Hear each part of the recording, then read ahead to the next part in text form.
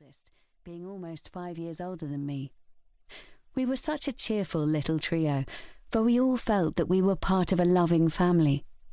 We had a mum who read us stories before she tucked us all up into our beds, and a dad who had us taking turns to ride on his shoulders when we all went out for the day.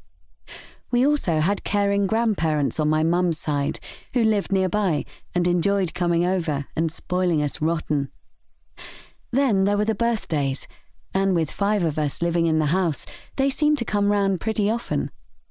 When it was one of our parents celebrating a birthday, our grandparents would arrive for the evening so they could look after us while Mum and Dad went out for dinner alone so they could have some time on their own as a couple.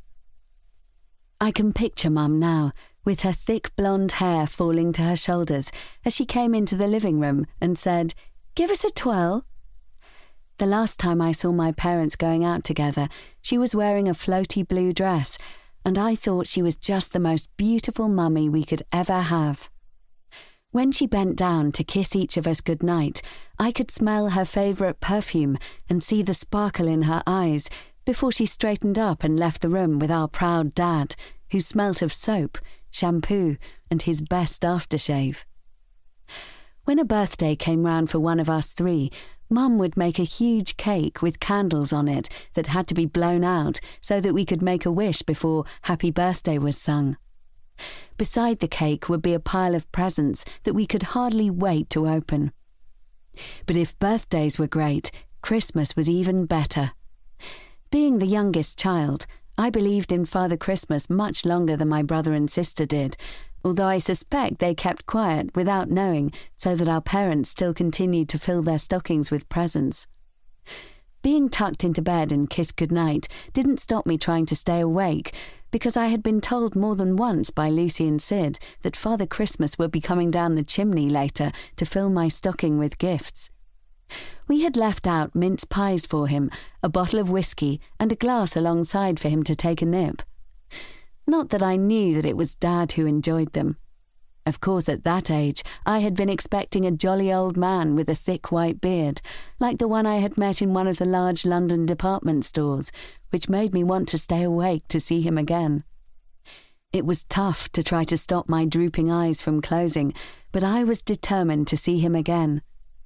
Inevitably, I failed, and on waking, I can still remember the excitement I felt as my eyes opened and I saw the bulging stocking at the end of my bed. It didn't take long for all 3 of us to wake and gather in the living room, dragging our stockings behind us. Soon we were pulling our presents out. Small packets of sweets and our favourite chocolate bars were ripped open and we nibbled away. Being allowed sweet treats before breakfast for one day was all part of the joy of Christmas in our house. When the 3 of us are together now, we think about how wonderful those early Christmases were, but it also makes us sad when we look back to those happy times when our house was filled with laughter as well as presents. We all loved the way it looked after Dad had put up the Christmas tree with its twinkling lights, and the whole family helped to decorate it. After the tree was finished, Dad filled the room with fake snow. Then there was the eagerly anticipated Christmas dinner when our grandparents would arrive with still more parcels and food and drink contributions to add to the already groaning table and sideboard. Boxing Day was also great fun as Mum's younger sister, Claire, and her family would arrive. Aunt Claire was my favourite. These days, there are still times when I lay curled up in bed, and I can't help but picture our home as it was then, not only over Christmas, but other times as well. With its pretty decor and happy atmosphere, it was just lovely. Outside the front room window, there was a large magnolia tree, which looked so beautiful when its tight buds opened and huge pink and white flowers covered it in the early days of spring. The garden had flowers and shrubs that Mum enjoyed tending to, and I remember Dad putting up a swing for us to play on. He and Mum would push us on it until we learnt how to get it moving by ourselves. Yes, those were happy days. Sadly, that life together all ended abruptly. It seemed to happen at the same time as I began going to school.